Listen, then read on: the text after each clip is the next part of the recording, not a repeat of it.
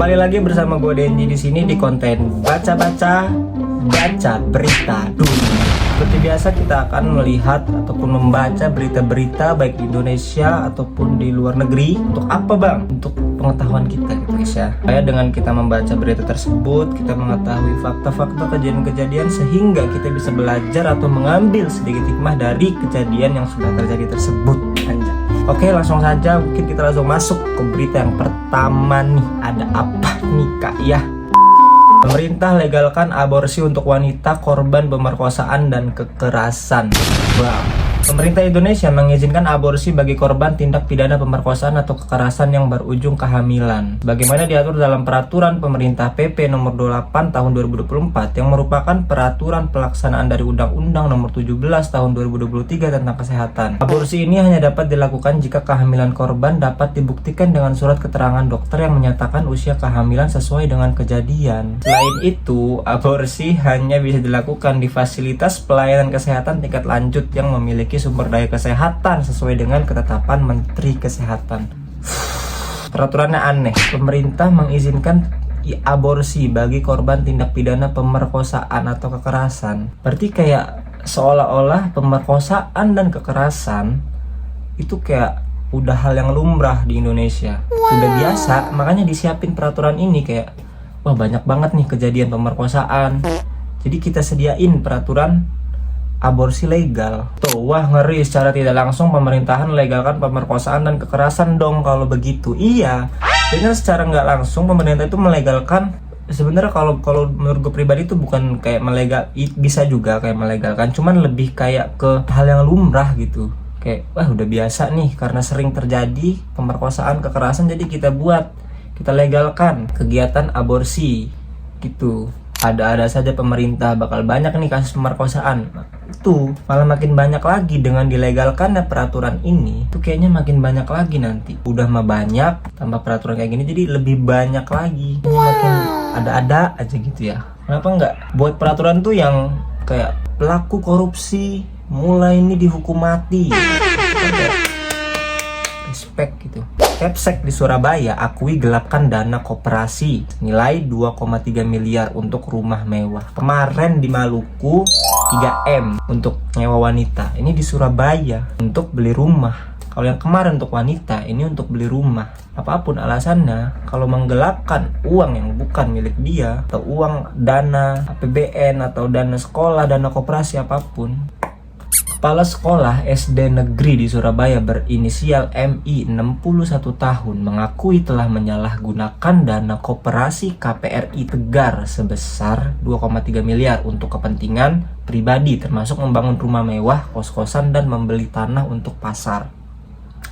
Selama menjabat sebagai ketua koperasi selama 10 tahun, MI menggunakan dana milik sekitar 200 guru SD tersebut untuk keperluan pribadinya. Meskipun MI mengaku telah mencicil sebagian utang, masih tersisa sekitar 2,3 miliar yang belum dikembalikan. Pada Rabu 21 Juni 2023, rumah MI didatangi para guru yang menuntut pertanggungjawaban atas tindakan tersebut. Wow.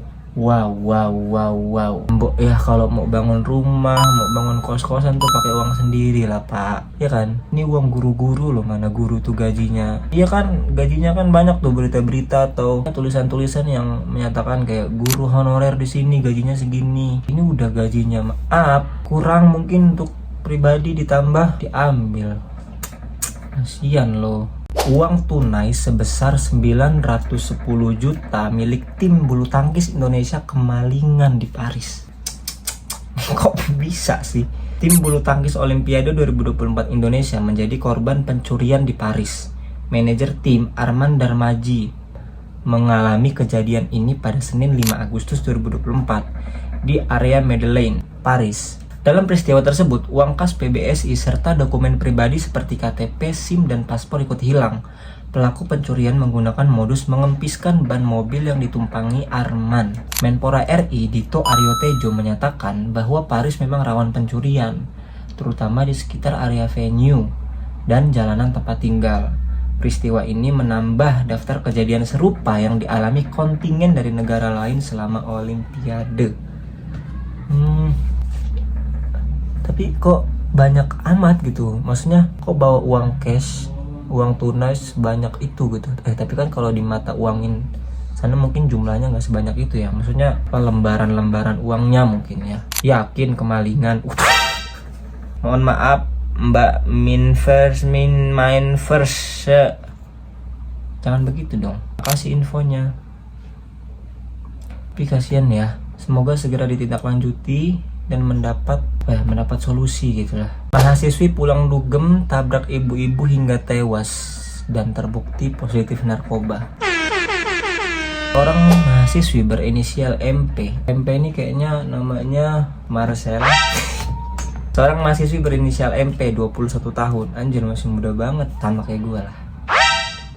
Dari Pekanbaru menjadi tersangka setelah terlibat kecelakaan yang mengakibatkan tewasnya seorang ibu rumah tangga bernama Renti Marningsih yang berusia 46 tahun. Peristiwa tragis ini terjadi pada Sabtu 3 Agustus 2024 sekitar pukul 5:45 waktu Indonesia Barat pagi di Jalan Tuanku Tambusai, Kecamatan Marpoyan, Damai. Menurut laporan, MP yang baru pulang dari tempat hiburan malam menabrak sepeda motor yang dikendarai oleh Renti dari belakang. Korban beserta motornya itu pun sempat terseret hingga sejauh 5 meter.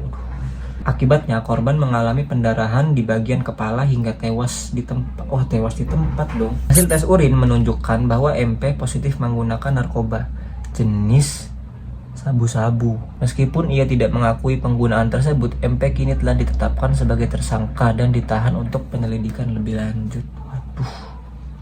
Mbaknya pulang dugem sendirian. Nggak terima banget ya Allah, kenapa nggak bisa hukum nyawa dibalas dengan nyawa. Jam 5 subuh tadi sepupuku ke pasar, di jalan mau balik malah ditabrak sama mobil ngebut tadi. Oh, ini sepupunya Mbak ini, Mbak Jihan. Oh, ini videonya kita lihat. Mbaknya sendirian pakai baju pink. Tapi kayaknya tidak terlihat mabuk deh. Kayaknya ini kan.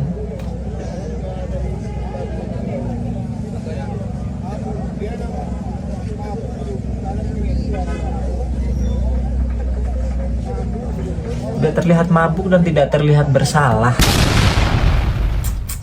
Aduh, Mbak mana masih 21 tahun. Beritanya kayaknya hari ini beritanya banyak dari Indonesia, ya kan? Pemerintah minta warga tidak boros makan nasi untuk tekan impor beras. Bu, ya kenapa jadi minta tidak boros makan nasi?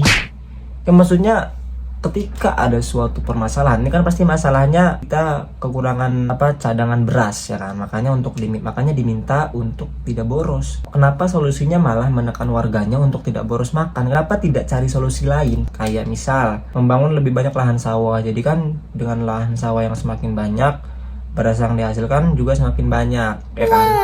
Itu gitu, kenapa solusinya malah menekan warganya untuk nggak boros makan nasi? Terus mau makan apa? Justru orang Indonesia itu belum kenyang kalau belum makan nasi ya kan. Gue termasuk nih, kurus-kurus gini juga kalau belum kena nasi itu belum nendang. Makan pun kau atur-atur ya. Rakyat mulu yang nanggung hasil kerja mereka. Warga minta pemerintah kurangi gaji pejabat untuk bayar utang negara. Setuju sih, like. Enggak, maksudnya solusinya itu nggak tepat, kurang tepat. Kalau stok berasnya menurun, bukan warganya yang diminta untuk nggak makan. Justru gimana caranya untuk meningkatkan jumlah stok berasnya? Dengan cara apa bang? Kalau selain impor, ya perbanyak lahan sawahnya, bangun gitu. Tapi ntar dibangun sawah malah tumbuh singkong lagi. Nggak, kalian itu bercanda. Sebut perempuan tobrut bisa kena denda 10 juta dan dipenjara 9 bulan. Buat teman-teman, jadi nggak boleh lagi ya teman-teman untuk menyebut perempuan dengan istilah tobrut, itu nggak boleh lagi. Panggil nama. Dia udah dibuatin nama-nama bagus sama orang tuanya, lu panggil dia tobrut, nggak boleh. Sumpah ya, kata itu bener-bener terdengar merendahkan pihak perempuan. Tuh kata Kak Sudut 45. Balik lagi ke setelan awal toge. Erpan, nggak boleh Pokoknya segala hal yang merendahkan dan melecehkan itu nggak boleh. Bagus dong, karena ini bukan bercandaan tapi pelecehan. Iya, jadi nggak boleh lah. Karena hal tersebut juga udah diatur. Nih gue bacain bunyi pasalnya. Setiap orang yang melakukan perbuatan seksual secara non-fisik yang ditunjukkan terhadap tubuh, keinginan seksual, dan atau organ reproduksi dengan maksud merendahkan harkat dan martabat seorang berdasarkan seksualitas atau kesusilaannya dipidana karena pelecehan seksual non-fisik dengan pidana penjara paling lama 9 bulan dan atau pidana denda paling banyak 10 juta rupiah. Jadi buat teman-teman jangan lagi nggak boleh lagi ya, kita harus taati peraturan yang udah dibuat capek-capek oleh pemerintah. Oke, mungkin sekian dulu berita-berita pada kesempatan kali ini. Maafin kalau ada salah-salah kata dan jangan percaya 100% dengan apa yang gue sampaikan di video ini. Sampai bertemu lagi di berita-berita ataupun cerita-cerita pada video-video selanjutnya. Bye-bye.